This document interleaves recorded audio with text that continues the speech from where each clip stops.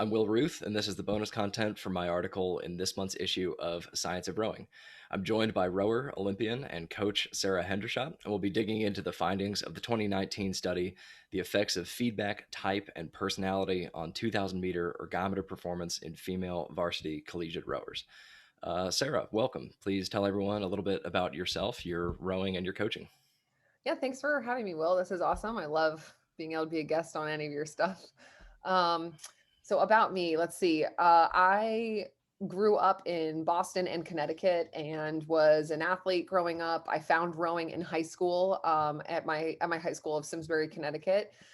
Absolutely loved it. Ended up taking the sport to Princeton University, where I rowed for 4 years, was the captain of our team, medaled at NC2As, and then took a big bet on myself to try and continue rowing after school. It was a pretty cool situation, actually, because the women's national team was located in Princeton at that time. So I was kind of rubbing arms with Olympians in the locker room on a regular basis and decided like I wanted to try to become one of them.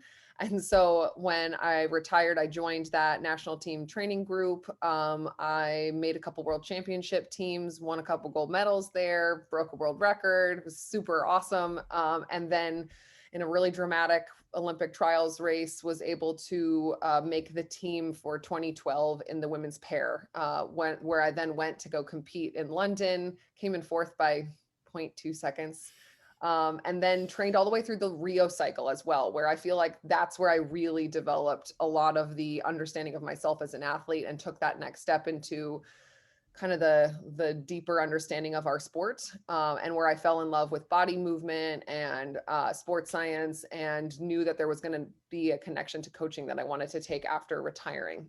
So I retired in 2016. Since then, I co-founded a digital training program for rowers called Rowficient with my husband. We run that out of Boston now. Our biggest project is the Harvard women's rowing team, where we've been working with them now for 4 years. And I think it's going to be actually a really busy, exciting fall to have everybody back on campus and racing again. But then we also work with all kinds of athletes around the world, actually, between CrossFitters and actually on the water rowers, and helping them to understand this sport and the importance of strength training and technical aspects as well. So it's been a lot of fun. I've been able to work with all kinds of athletes, juniors, collegiate, masters, elite, and that's made it so that I've got like kind of a interesting experience and background with rowing. Yeah, in both the coaching as well as in your own experience as an athlete. But yeah, I would definitely encourage anybody listening to go check out Rowficient as well as Sarah's uh, personal social media channels. You got a lot of really good stuff as far as like here's the visualization for why this drill or this concept and the stroke makes sense, and I think that that really has a way of getting through to younger rowers as well as people who don't have maybe quite as much rowing experience. And it's like, well, why is hip angle important? And I love your graphics and visualizations for like here's why and how and what we can do about it. Thanks. That was the kind of athlete that I was. Like those things really resonated with me. And actually, even reading this study and the categories of personality, I'm like, oh, yep, that was me. That was me. And and so I craved information like that, and I Yeah. couldn't find it. And so that's why I think it's kind of fun to be able to create those now for rowers that are looking for it. Yeah, and we first connected around when we were still back on rowing chat with the strength coach roundtable. Had you on for, I think we did like a 2 hour episode that one time. It was definitely one of our Yeah. longer ones talking about performance psychology, and a lot of your experiences through that 2016 cycle. So if people are interested in more from Sarah, we'll have links to that in the show notes and stuff. But yeah, so let's get into the article. This one went in several different directions between the personality factors, the feedback differences, and then they also had like body composition, and physiology details with correlations to 2K erg performance. So we're not going to retread a lot of the study in this. If you're interested in the nitty gritty details, you can read the original study linked in the description below, or my breakdown of the study in the July 2021 issue of Science of Rowing. So we'll spend this time talking about practical applications and then your experiences and advice for rowers and coaches. Sure. So the first topic was personality factors, and the researchers used a five-factor personality questionnaire to learn whether the rowers were low or high in neuroticism, openness, agreeableness, conscientiousness, and extroversion. They found that rowers who were low in neuroticism and high in agreeableness and conscientiousness performed better in the 2K erg test, and by about 8 to 10 seconds in each factor. So high neuroticism versus low neuroticism, there's that difference. High agreeableness versus low agreeableness, there's that difference. And 8 to 10 seconds is a lot. So the researchers proposed that the coaches could use this as a selection criteria, either in recruiting or for team selection, or for a boat selection if rowers are essentially equal in every other way, like if that's your tiebreaker. So what do you think? Is this somewhere that coaches should go? If so, all levels of the sport or specific levels only? What's your general opinion on that? Yeah, so I think a couple things about this. I think first of all, I have seen many different personalities in my own personal experiences as an athlete from the high school level all the way up to the elite level. And especially as I started to enter more into the elite level, it was kind of interesting to me to see how different some of the personalities were at the very top. Right. And so things like extroversion, which what there wasn't found a correlation there, right? That What is an was funny with that they didn't find a correlation because all the athletes everyone were was high in extroverted. extroversion. Yeah. Yeah, which was wild to me because I'm like, I've been a part of so many teams where there's definitely introverts, Yeah. and I can even think of some of the US's like best rowers Yeah. that were clearly introverts, right, and did really well. So the factors that were found to be, impactful on this score, I think in some ways is a little bit of a self-selection process, right? Like those athletes that are lower in or are higher in neuroticism, right? That they're actually, sorry, is it lower? They're more stable, right? They're lower in Yeah. that. Yeah. Um, that's, I think, just a little bit of a self-selection process, in that when you have those qualities and you're able to temper stress in these tough situations that a sport like rowing requires, where you're being tested individually on an erg, you're going to see some of that like rise to the occasion and enjoy the sport more because they have some of those qualities. And I think the same thing with conscientiousness, like those often are a good teammate kind of a quality, right? You're able to actually be very hardworking, and you're showing up when you need to. So some of that I think is a nature of the sport that people are going to like rise to the top of the sport and be attracted to it for those reasons. Um, in terms of using it as selection criteria, I think it's very interesting. Like, I think the neuroticism one is the one that makes the most sense to me to potentially be using as a factor, but not necessarily as something that you're able to measure in a way like we're measuring so many of our other numbers in selection processes, right? Whether that's seat racing or erg score. So I think it's something for coaches to be aware of, absolutely. And it's so important to be able to understand how your athletes are wired in order to be able to coach them to their absolute max. But I think it's like very layered here, right? There's a lot of depth to what they have found in this study, and then how to actually use it in a way that's effective. Yeah, and the research has definitely proposed like, hey, this is just a finding. This is something that coaches could consider. I would definitely feel like uncomfortable with somebody taking that finding and saying, well, I'm just gonna cut anybody who's high in neuroticism because of Right. exactly what you said, that like that might be somebody that somebody's uh, coping with, working with, or something that just doesn't affect their performance because not everybody is the same. Um, but let's put it into your direct perspective. Like let's say that you've already got your seat in the boat and that it's a very close match between two other rowers. Would you want somebody selected because they were, let's just take the findings of the study, higher in conscientiousness, agreeableness, and lower in neuroticism, and therefore potentially more likely to perform, or would you want to try to find some other way of differentiating those athletes? I think if all things are even, that yes, you do want the athlete that has lower neuroticism there. And honestly, we've seen like so I now actually sit as a U.S. rowing board member and end up becoming a big part of the high performance committee selection procedures on the elite side, and so was very integral in all of the camp selection this year for Tokyo teams. So like Mm-hmm. listened into the men's camp and both of the women's camps, so the sweep and the sculling, And while there were a lot of data points that were used in a bunch of the selection, there are absolutely untangibles that always come down to the final pieces. And yes, like how the other teammates feel when there is that final person in the boat is a component, right? And I think personality contributes to how other teammates may feel, right? They feel more confident in the boat's ability when they're with somebody that's really stable and calm and controlled. You know that when there are unexpected factors that are going to occur in the warm up or the start line, that that person is going to be able to handle those kinds of situations more. So yeah, I think all things even, if you're looking at those two personality traits at the end, there is absolutely a benefit to having those personality traits. But I think what we're maybe like skipping to at the end there is that there is absolutely the ability to help an athlete develop some of those skills throughout training that can then put them into a better position when it comes down to selection time. Yeah, a lot of it comes down to like how stable do we think that personality is, Hmm. and that's a wide ranging disagreement, even Right, broader into the psychology field. right. And what mood were you in when you took the questionnaire? What's your uh, social or economic or individual like background? Is this questionnaire designed to accurately reflect your identity? And so I think to some extent this is putting vocabulary to terms or concepts that coaches and rowers already use. So when we talk about like how somebody fits in a boat, a lot of times we are talking about agreeableness or conscientiousness. And the researchers kind of note that like one of the reasons that the higher conscientious, higher agreeable rowers may have performed better is because they can absorb coaching better, that they're more likely to take an idea and find a way to act on it. And that could lead to the longer term performance enhancements rather than just like your agreeableness in that moment. Um, Yeah, agreeableness is an interesting one. yeah. That's one where, right, the finding that they found wasn't a significant difference.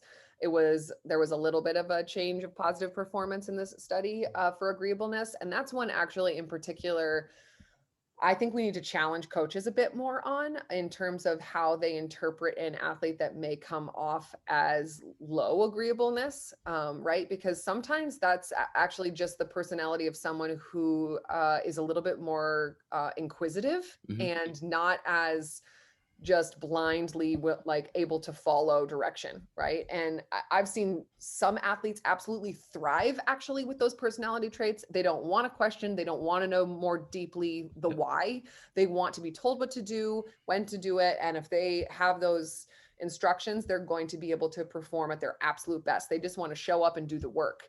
And then other athletes that really need to be able to get a deeper understanding of the process, of the reasoning, of how come it makes a difference when my body angle is like this, is Yeah. that, and it's not that they are not like they don't have the ability to contribute fantastically to a boat. It's that you have to adapt the way that you as a coach are approaching an athlete that is actually going to thrive when you lean into that like low agreeableness a bit. Yeah. So yeah, I think that's an area that really requires communication skills from a Yeah. coach. And I was kind of like pleased to see that they didn't find that that was significantly correlated, right? Because it So, gives so there were two that were similar. One was openness, and that one they didn't find was significant. And so that one was, let's see, they defined that as low is conventional, uncreative, and unimaginative, yep, whereas high is curious, creative, and imaginative. And then agreeableness was similar but different. They said that low agreeable athletes tend to antagonize or be cynical, rude, and uncooperative, where high agreeable athletes tend to be compassionate, good natured, unselfish, and forgiving. But I think that you're right in that, like, how are those personality traits interpreted by the coach? Like, if this is all being passed through the filter of the coach, if we're not doing the questionnaire, which people can take, by the way, but if you're not doing the questionnaire and this is just left up to like the coach's interpretation, then I think we've got to be really careful about how we perceive those traits in others. right, Because yep, I somebody would, who's just asking questions about stuff, it might right, not be that they're not open or not agreeable. They just want yeah, to understand. yeah, exactly, Yeah. yeah, yeah. And I think that that was something that I saw actually in myself as an athlete as Yeah. I got older and more advanced. Like I wanted to know the why. That really helped me to wrap my head around a concept and to be able to fully buy into the process. And once I was there, it was like, great, I am on board, I'm ready to go. But if I didn't have a little bit of that deeper understanding, it was much harder to get to that place. Yeah. So yeah, and I've found athletes like you do have to be able to address that, because if it goes unaddressed and you're trying to approach all athletes the same way, you can either be giving them too much or too little information in order to help them reach their maximum potential. And rowing's not such a big sport to where I think coaches can say, well, I'm only going to pick athletes who have these personality types. That Yeah, even at the national team level, like you still want the athlete who can move the boat best, who can, and it's going to be very rare that athletes are like so equal in every way that this is what it's coming down to. So right. I think that I'm on the same page as you, as like this is helpful information or context or consideration, but it's not something that I would want to be a cut or pass kind of criteria. Yeah, that's what I would agree with that as well. I think it should absolutely be a consideration, and I think it's more information for the coach to better do their job, to Yeah. be honest. Have you ever used personality type sort of inventories with any athletes you coached? I have chosen not to do that actually. I, as an athlete, have been run through like Mm-hmm. different personality tests to, I think, both help your like your teammates understand how each other functions, and then also Sure. to give your coach the ability to do so. And I think that there's benefits to that, especially from when a teammate is better understanding another teammate, Sure. right? Because that's, I think obviously a huge goal of coaches in general, right, is to have a team that's super high functioning and works well together and understands how to push each other positively. And not everybody's going to need the same stimulus in order to do that. And so if you can give your athletes the information to better understand one another, that puts them in a better position to succeed as well. Yeah. So let's get into feedback types then, because this was the other prong of the study. They had all rowers do two 2K tests. In one test, the rower could not see the performance monitor, but they were given verbal encouragement and their total meters and their stroke rate, just verbally. In the other test, the rower received verbal encouragement and could also see the performance monitor with total time, stroke rate, and 500-meter average pace. So rowers went an average of 1.3 seconds faster in the combined verbal and visual feedback condition versus the verbal only. But 11 of the 31 rowers, so roughly one third, did actually go faster in the verbal only condition. So the researchers proposed that this is basically an experiment that we could do at home, do two 2Ks, sorry, about a week apart from each other, one in which you receive verbal encouragement and feedback without the performance monitor, and then the other one where you get verbal encouragement and also can see the performance monitor and see which way you personally perform better. And I'm glad that they provided the data there, because okay, average of 1.3 seconds faster, but then we see that this one's in 20 rowers and this one's in 11 rowers, and that there's potentially a big difference there. As individual athletes. So is that, how does that resonate against your own personal experience? I think there's so much to unpack there, right? Because first off, that this is done on the erg, right? And I think there's a lot to remember about how different the experience of testing a 2K on the erg is than doing a 2K on the water is. And I mean that's from mentally to physically to technically. Yep. There are differences in what makes each one go fast. And so that I think is something like we can unpack.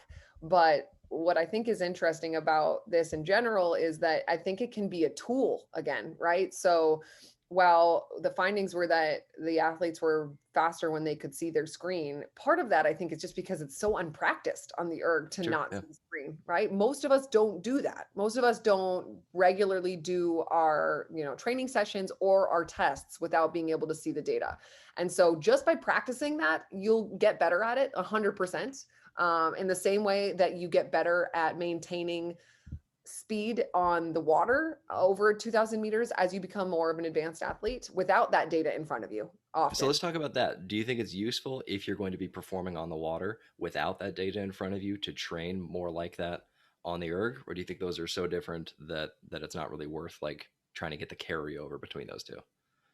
I do think that there's a little bit of an advantage to practicing that. I think it's more relevant to practice it on the water because that's, where there is the exact stimulus that you're going to end up having in a racing environment. But I do think that there's some benefit, and I think there's psychological benefit to practicing being uncomfortable in a situation like that, and having to really be in tune with your body, right? And having to really listen to what your body's telling you about the speed that you're going.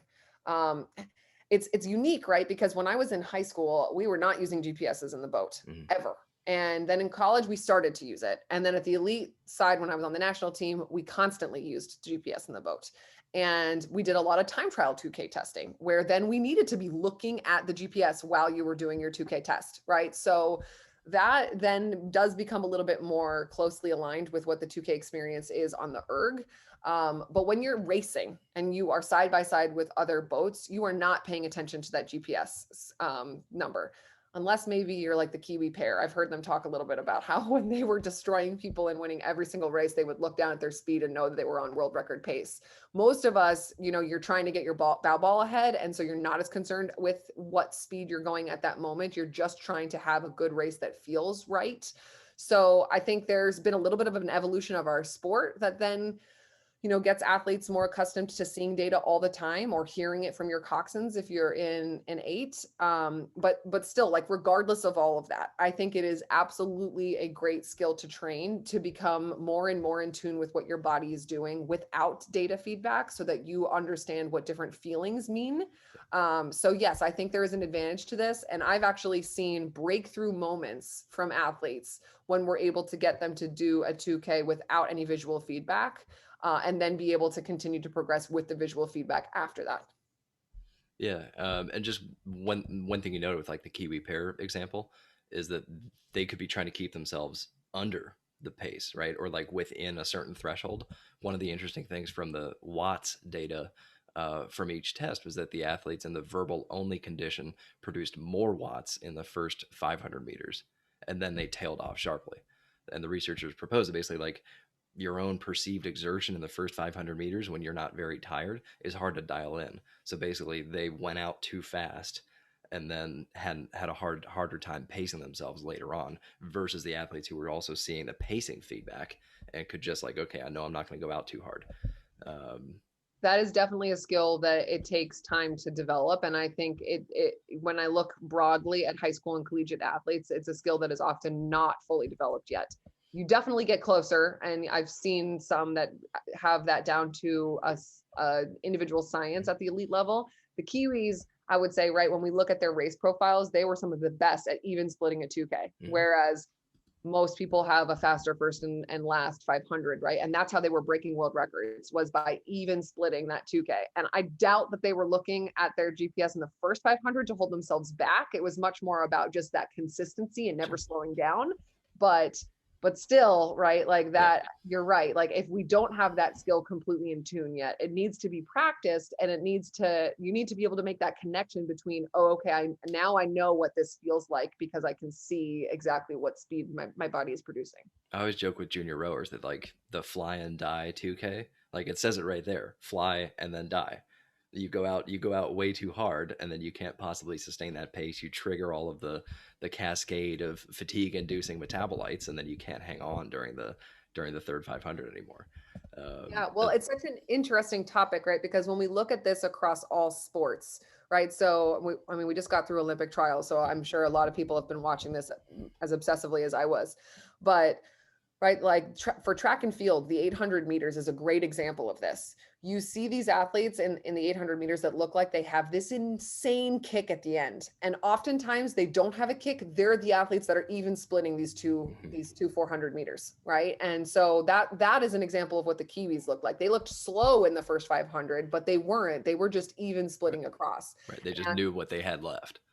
Yeah, and there's Yeah. a lot of data that shows that that is the fastest way to be able to break world records, is to even split. It's just a very hard thing to do. Yeah. And even myself as an Olympic athlete, I never mastered that. I never completely did. When I'm looking at my ability across a 6K or a 2K, I did much better, especially from the mental perspective, when I negative split. Mhm. And in a 6K in particular, right? These are much longer. But in a 2K, when I was leaving myself room in that final 500 to be able to negative split, it felt better to know for me that I had held back enough to be able to go hard then, right?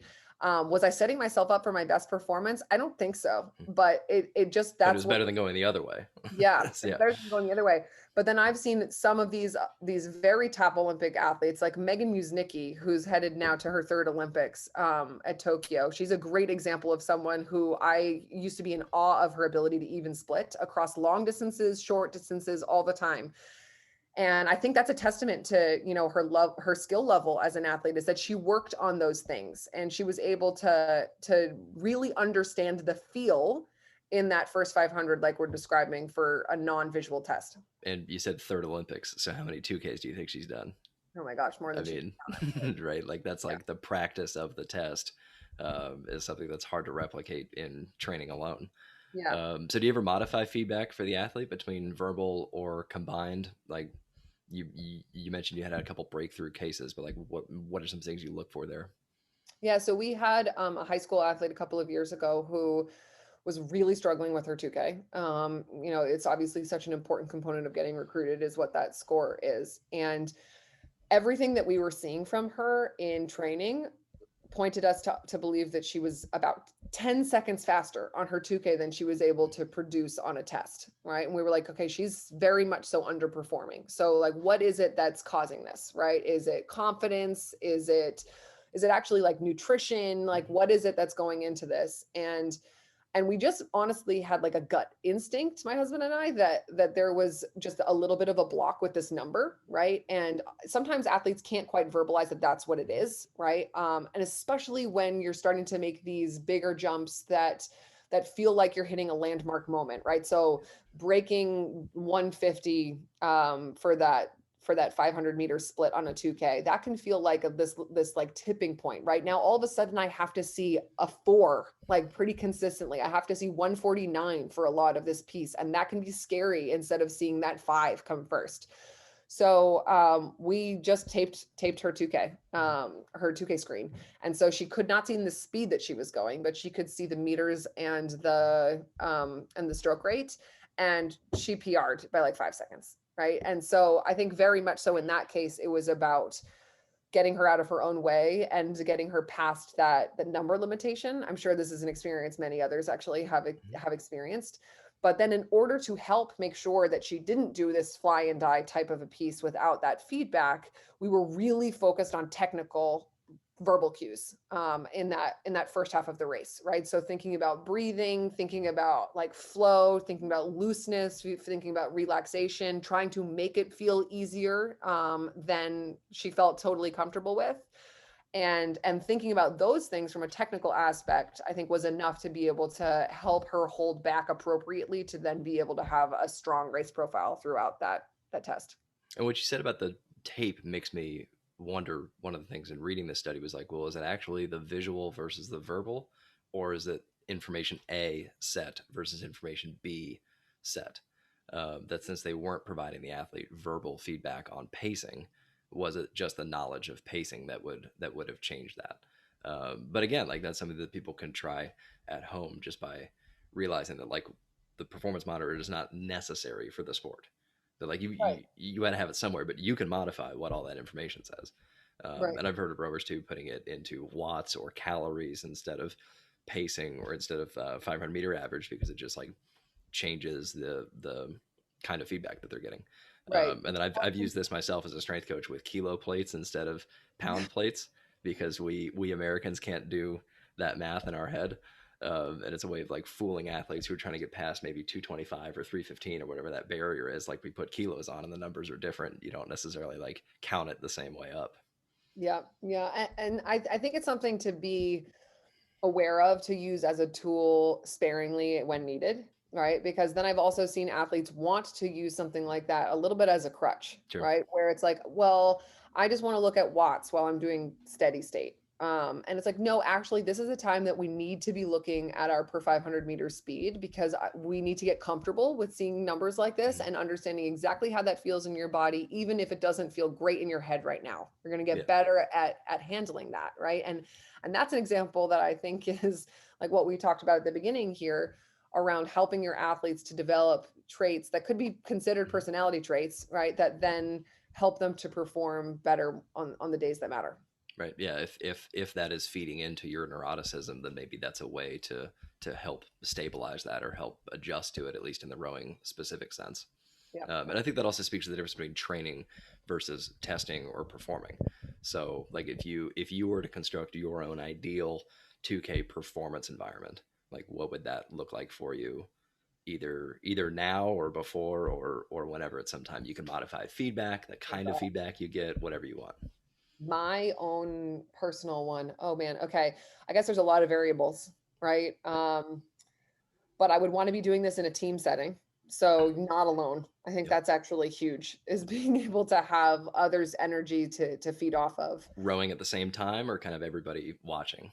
No, rowing at the same Rowing time. at the same time. Okay. I find that to, yeah, to be actually way more important and powerful than other people there giving you verbal, positive feedback. Sure. It's actually being able to know that you have others that are suffering next to you. There's Yep. a ton of power in that. Yep. Um, I mean, let's see what else. Late morning, that would be my ideal. Okay. So something like 10 or 11 a.m. Cool temperature, low humidity. That's Okay. huge, right? To be able to actually control what like environment your body has to adapt to in terms of temp. What do you Uh, want to see on the screen? I want to see. I'm going to be in the rarity here. I want to see my like actual 500-meter splits, Mhm. and I want to see my like counting down of meters and stroke rate, and I want to see my power curve on the bottom. You want to see Like count down, not count up. count down. Okay.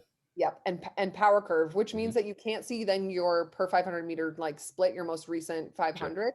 But what I ended up finding as I progressed as an athlete was that staying in tune with my technique and my actual like connection to my core and like what that did to my power curve, that was so massive in me being able to be consistent across any kind of a test. Like my absolute best, one of my best memories of a test in 2016 was on one of our 30-minute tests, and the only thing I paid attention to the entire time was my power curve. I didn't even really know what speed I was going, and it was a huge PR. So you're sort of And focusing more on like the input rather than just the output. I was thinking solely on like how my body felt. Yeah. Like, do I feel like my core is connected here? Do I feel like I'm accelerating the handle properly? Do I feel like my breath is matching my stroke rate? Like that led to a great performance. So again, I think a lot of this is personalized. Mhm. It's not like, oh, okay, this is the perfect plan that's going to lead to speed or success. But definitely being able to see some of those numbers, I think it was helpful, at every stage of my career. Yeah. And I think the fact that it is personalized is an important thing to note because, why wouldn't it be? And especially if you're a younger rower and you're thinking about the number of 2Ks that you have ahead of you, like shouldn't we be learning what's the best way for me to perform? Like you said, not making it into a crutch, but just knowing like how do you best perform with verbal feedback, visual feedback, what kind of visual feedback, what time of day is the test. There's all these variables that all affect our performance. And if we're kind of going it blind, then I think you're leaving performance on the table, especially over a 4+ year career, let Yeah, alone let alone 3 Olympic cycles. yeah, absolutely. And I think as coaches, we have to remember too, right, that every athlete is different, every team is different. And really, it's about finding the right blend of all of these variables for your specific group, right? Because there is now like pretty much limitless ways that you could approach something like this. You could say, okay, I have two coxswains to choose between, and they both have very different styles of the kind of verbal feedback they're going to give, right? And so which one is the best fit for these personalities that are going to be in my boat?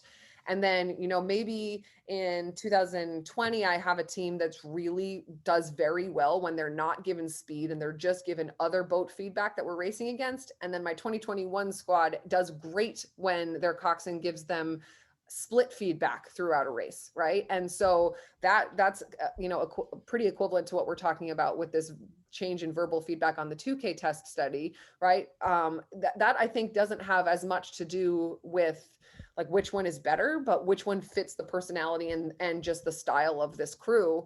and what tools can I make sure that we're giving them to be able to do their best. Yeah. And then, I mean, even getting within the team, we can get even more specific than that. That just within this one team of Mhm. 31 rowers, they were like pretty evenly split between all of the different personality categories, except for extroversion, where they were all high. And then even within the feedback condition, they had 11 who went faster with verbal only, and they had 20 that went faster with combined. Yeah. Um, But I think the thing that sticks out to me the most about all of this is just continuing to drive home the importance of coaches not being afraid to experiment with their athletes a bit, right? So being willing to try things that are new and to use them as training tools. So we're talking about potentially making an athlete, row a test blind or practice training blind or changing what input they're looking at. I think that's great. I think there's also the ability for us to look at things like, do I ever push them to have to perform in ways that they've never been asked to, like by going to failure, right? mhm. Like that's something that I was pushed to do in my Rio cycle that was so different than anything else that I had ever done as an athlete, where it was like, okay, we're going to do 500 meters with 3 minutes rest at this split until you no longer can do it, right? Like that is a crazy concept Yeah. to be like, we're going to push you literally until you fail, right? And because we don't practice that a lot, actually out in a race. Like we don't want you to go to the point where you're failing and you have 200 meters left, right? Like we need to get you all the way to the 2000 meters. Yeah. With But for 2 meters left, maybe. right, well, maybe, Yeah. I don't know, or you might get Or fourth zero in the point 0.2 Olympics. meters. Yeah. But I think like knowing that something even like that could be a tool that Yeah. you use on a specific athlete at the right time, in their development, also at the right time in your training season, right? Like that could be a very powerful tool. Yeah. And if you're willing to do a little bit of experimentation, I think you can really find that there's a lot that you can do to help your athletes like take these next steps to another level. Yeah. Well, I think that's a great place to leave off. So, where can people find more from you? They can find more from me on Instagram. My handle is at Sara Hendershot, or at our website, which is rowfishing.com. We have different training programs for different kinds of athletes and levels and things that you may be looking for, both from strength training to rowing. So I think that would be a great place for you to check out what we do. Right. Anything exciting coming up for you in the rest of this year? Head of the Charles stuff, or just getting back into the swing of finally being able to race and train again? Yeah, I cannot even wait to be able to do Head of the Charles this year. I'm so thrilled that it's going to be back. I really missed it last year. I'm gonna have a 1-year-old son for this year's Head of the Charles. So now I'm feeling like very ready to be back in the boat. So yeah, we'll see where I end up because I've done both, alumni boats, which are super fun, and then also some grade 8-ish type of boats. When I've got some Olympic rowing friends that might want to get back in the boat again together. Cool. Yeah. Well, great. Thank you so much again for your time, and I hope everybody goes and checks out more from you. Thanks, Will.